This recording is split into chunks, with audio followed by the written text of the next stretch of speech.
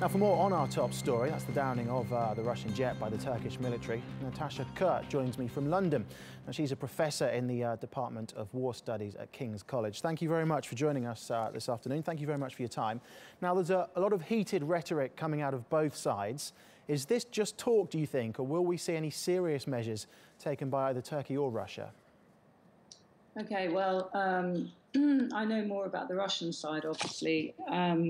And as far as I can tell, I think that for Russia, it becomes quite an issue for the domestic audience because they need to continue to justify the fact that they're intervening in Syria, taking the public along with them and making sure to, to take the public along with them in terms of casualties. So I think, this issue, excuse me, the issue of casualties, I think, is a very important one.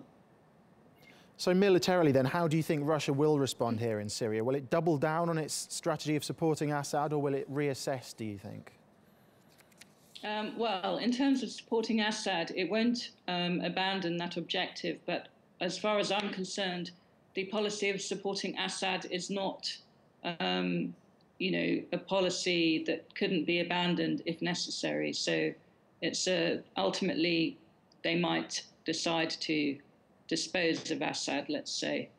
But they would do it only in such a way that he could leave with some kind of dignity, I think. Okay, and how challenging is this for NATO and their response and their strategy towards Russia in the longer term? I think it's very challenging and very difficult because, of course, we no longer have the NATO-Russia Council, which would have been an ideal mechanism through which to manage this kind of crisis. So I think it's a very difficult balancing act for NATO, trying to reassure Turkey as a member of NATO, but equally trying to ensure that there is no escalation with Russia and to ensure Russia's continued cooperation over Syria, because I think that, in the long run, they need Russia's cooperation over Syria, or at least, they don't want Russian antagonism to muddy the waters over Syria and complicate the situation. Going back to Russia's policy and support for Assad, you said there's a possibility that they could see him step down in a dignified way. I mean, is that the likely outcome here, do you think, or are we entering the unknown still?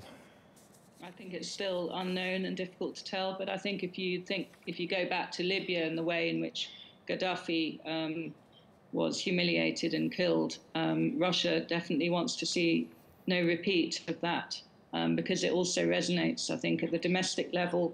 This idea of regime solidarity, the issue of regime change. If we look back to Ukraine as well, the way in which Yanukovych had to leave, the nature of his departure, and this is a kind of nightmare scenario for Russia. Okay, and Natasha Kuhrt, thank you very much for joining us here on TRT World.